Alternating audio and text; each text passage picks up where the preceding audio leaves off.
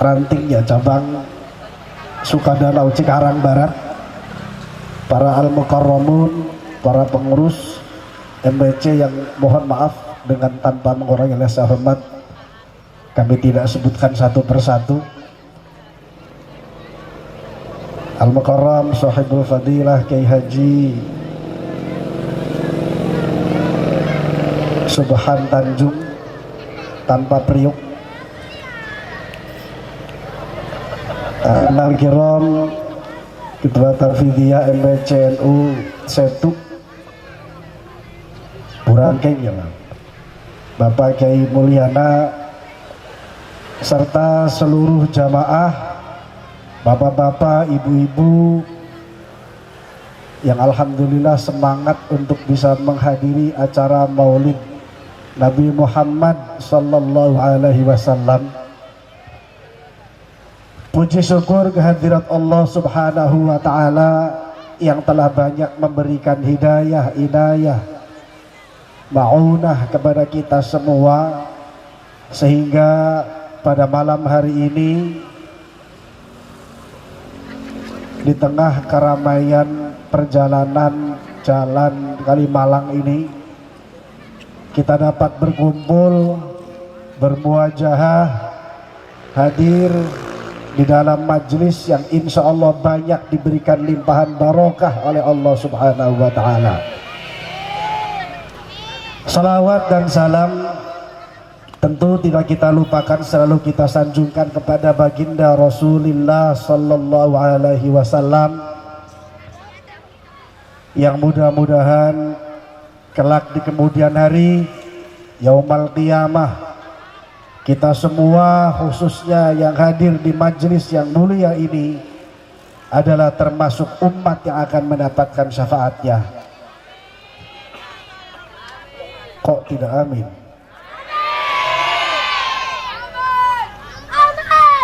Saya ulangi.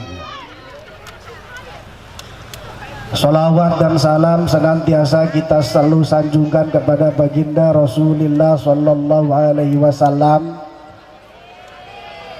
yang mudah-mudahan kelak di kemudian hari Yaumul Qiyamah kita semua khususnya yang hadir di majelis yang mulia ini adalah termasuk umat yang akan mendapatkan syafaatnya. Telat, tapi nggak apa-apa daripada tidak sama sekali. Insya Allah di malam yang berbahagia ini, di hari yang sangat istimewa ini, di tempat yang baik ini, di waktu yang baik ini, berkumpul juga bersama dengan orang-orang yang baik, kita semua akan digiring oleh Allah Yaumul Qiyamah menjadi golongan orang-orang yang nanti akan dimasukkan ke dalam surga. Tentu dengan harapan bisyafaati Rasulullah sallallahu alaihi wasallam. Amin ya rabbal alamin.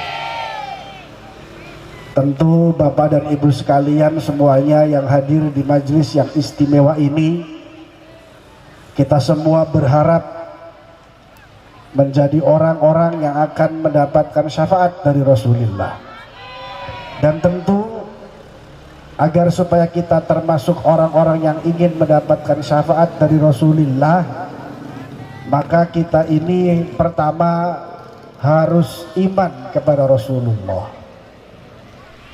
Karena Allah memerintahkan kita semua ini pertama adalah iman kepada Rasulullah. Yang kedua, kita harus taat kepada Rasulullah. Yang ketiga, kita juga harus mengikuti jejak Rasulullah. Banyak hal yang harus kita ambil pelajaran dari hidup Rasulullah. Seperti yang tadi juga sudah dilantunkan, sebagian dari ayat-ayat yang sudah dilantunkan oleh qori dari kita semua. Ada salah satu ayat, laqad kana lakum fi rasulillahi uswatun hasanah.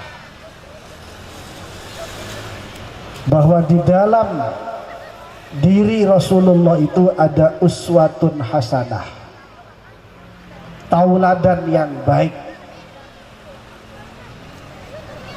tauladan yang akan menuntun kita untuk mendekatkan diri kita kepada Allah.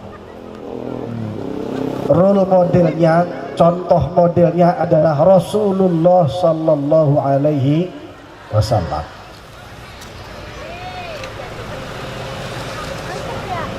May yuti'illah wa may yuti'illah wa rasul fa ulaika ma'al ladzina an'amallahu 'alaihim minan nabiyyina was-siddiqina wasyuhada'i was-shalihin wa hasuna ulaika rafiqa.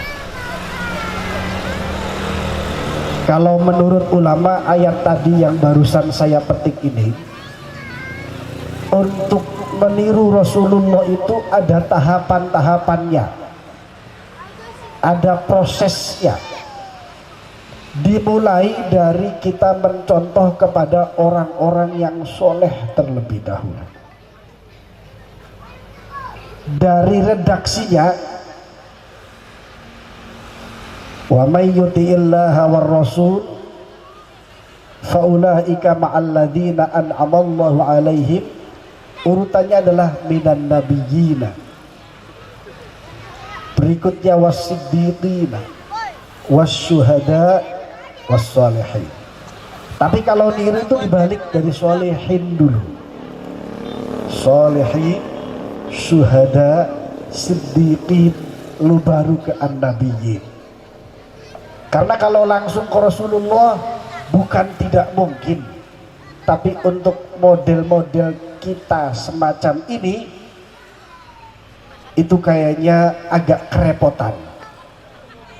Jadi dari orang soleh dulu kita nirunya. Dan pada malam hari ini alhamdulillah kita insya Allah berkumpul dengan orang-orang yang soleh. Amin ya rabbal alamin. Mudah-mudahan ibu-ibu, bapak-bapak sekalian yang ada di majelis ini, yang mengikuti pengajian dalam rangka memperingati Maulid Nabi Muhammad Sallallahu Alaihi Wasallam, adalah termasuk orang-orang yang solihin dan solihat. Amin ya rabbal alamin. Tapi untuk menjadi solihin dan solihat itu tidak gampang. Bukan sulit, tapi tidak gampang. Sulit sih enggak, cuman enggak mudah. Solih itu enggak gampang. Apalagi kita mempunyai beberapa keturunan, anak-anak kita juga kita harapkan menjadi anak-anak yang soleh. Dan untuk menjadi orang yang soleh, atau berharap agar anak keturunan kita menjadi anak-anak yang soleh, itu tidak gampang. Tidak begitu lahir langsung soleh. Anak soleh itu adalah anak garapan yang digarap menjadi orang-orang yang soleh, dididik menjadi orang-orang yang soleh, diperlihatkan hal-hal yang membuat anak-anak kita menjadi anak-anak yang soleh, diperdengarkan hal-hal yang membuat anak-anak kita itu menjadi anak-anak yang soleh, dipercontohkan anak-anak kita itu menjadi anak-anak yang soleh.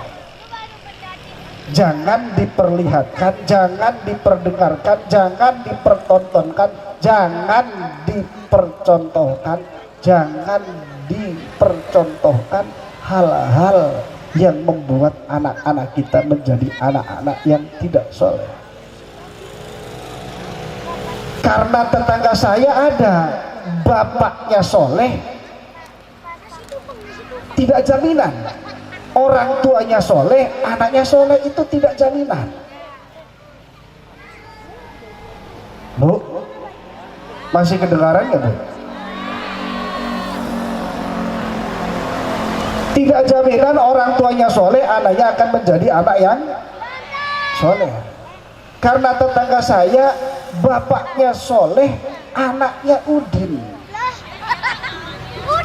Berarti tidak semua orang tuanya soleh, anaknya menjadi soleh. Jadi soleh itu tidak berarti karena namanya soleh, tapi harus melewati pendidikan yang membuat anak-anak kita menjadi anak-anak yang soleh. Dan tidak begitu pula dengan kita. Kita pun juga harus menjadi orang-orang yang soleh dengan cara ini, mengikuti pengajian semacam ini, memperingati Maulid Nabi, bersama-sama membacakan Maulid, mendengarkan ayat-ayat suci Al-Quran.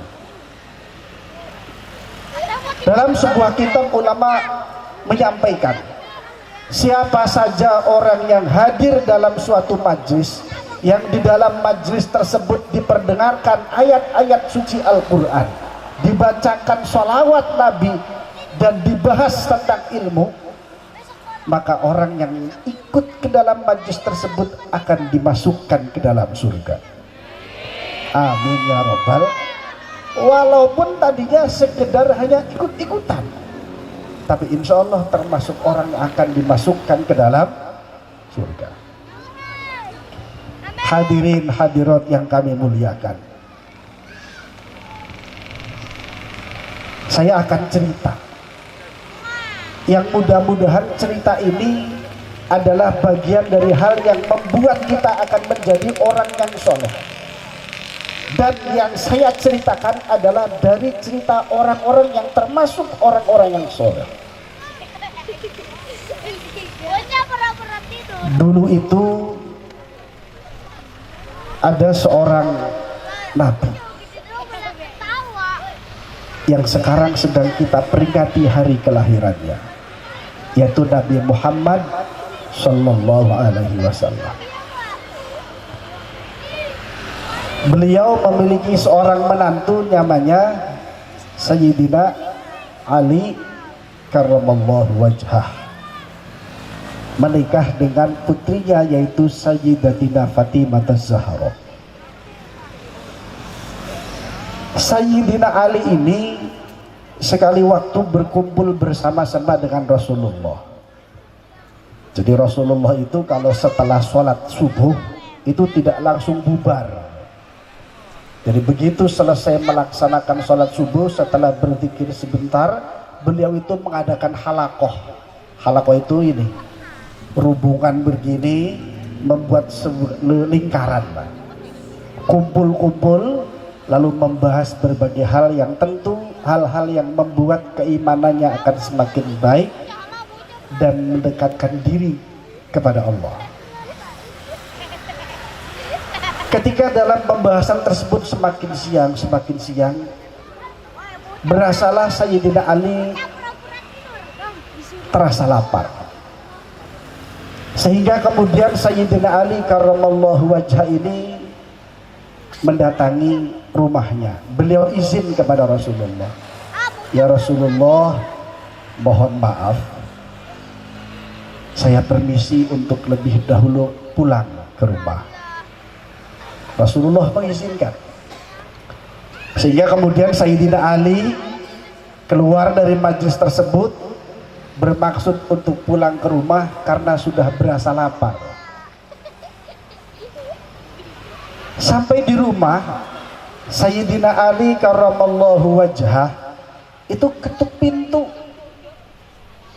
dan mengucapkan assalamualaikum. Walaupun Sayyidina Ali karramallahu wajhah itu tahu bahwa itu adalah rumahnya, betapapun tahu itu adalah tempat tinggalnya, Sayyidina Ali tetap mengetuk pintu dan mengucapkan salam. Kalau orang sekarang mentang-mentang itu rumahnya sendiri, kadang-kadang boro-boro ketuk pintu, salam saja enggak, atau boro-boro salam, kadang-kadang ketuk pintu aja tidak. Bahkan kalau masuk ke rumah tidak pakai ketuk pintu lagi, tapi pakai tendang pintu. Sementara dia punya anak laki-laki 4, melihat bapaknya kalau masuk rumah pentang pintu, anak 4 laki-laki niru bapaknya semua, tindang pintu semua. Karena anaknya dipertontonkan oleh orang tuanya menendang pintu, maka tentu anaknya pun mengikuti apa yang dilihatnya. Sayyidina Ali tidak seperti itu. Ini contoh kesolehan orang. Jadi ini ilmu yang harus menjadi inspirasi kita.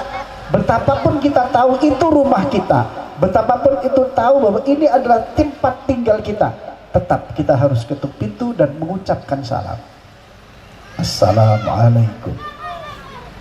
Dan dari dalam, Sayyidatina Fatimah menjawab salam kayak tamu, Waalaikumsalam.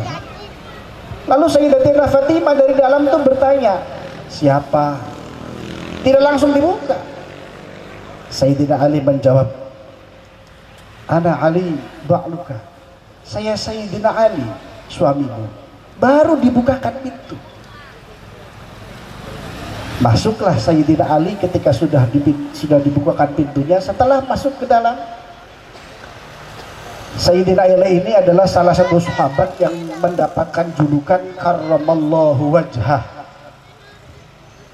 Kalau dimaknani dalam bahasa Jawa, itu maknanya karroma, muga-muga mulia akan sapa Allahu Gusti Allah alaihi ing atas Sayyidina Ali wajhahu ing wajah Sayyidina Ali. Sayyidina Ali adalah seorang ahlul bait yang mendapatkan julukan karramallahu wajhah, yang wajahnya itu dimuliakan oleh Allah. Salah satu yang menyebabkan Sayyidina Ali mendapatkan julukan karramallahu wajhah, tahu tidak? Barangkali bapak-bapak di sini, kenapa Sayyidina Ali mendapatkan julukan karramallahu wajhah? Itu ada 3 hal yang menyebabkan Sayyidina Ali itu mendapatkan julukan karramallahu wajhah. Saya akan terangkan salah satunya saja. Salah satu penyebab yang menyebabkan Sayyidina Ali itu mendapatkan julukan karramallahu wajhah adalah karena seumur hidupnya Sayyidina Ali tidak pernah melihat kemaluannya sendiri. Seumur hidupnya dari mulai beliau lahir sampai wafat tidak pernah melihat kemaluannya. Kalau ibu, bapak pernah nggak lihat kemaluannya sendiri? Kalau nggak lihat sehari puyeng, khawatir coplok, jangan-jangan jatuh di jalan ini. Sayyidina Ali seumur hidupnya tidak pernah melihat kemaluannya sendiri, sehingga beliau mendapatkan julukan karramallahu wajhah. Wajahnya itu berbeda, dilihatnya itu enak, karena tidak pernah melihat hal-hal yang tidak diperkenankan oleh hukum, oleh syariah. Setelah Sayyidina Ali masuk dan kemudian Sayyidina Ali bertanya kepada Sayyidatina Fatimah, ya karimatan nisa, hal laki syai'un tut'ibina bal alaki. Sayyidina Ali kalau memanggil istrinya yaitu Sayyidatina Fatimah Az-Zahra itu dengan julukan yang enak, hei perempuan yang mulia. Memanggilnya seperti itu. Bapak-bapak di sini kalau manggil istrinya apa?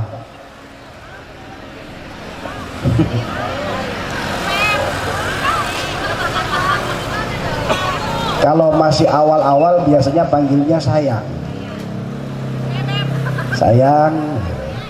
Nanti kalau udah agak lamaan dikit, Bu. Nanti lama-lama namanya dirubah. Dulu saya punya teman,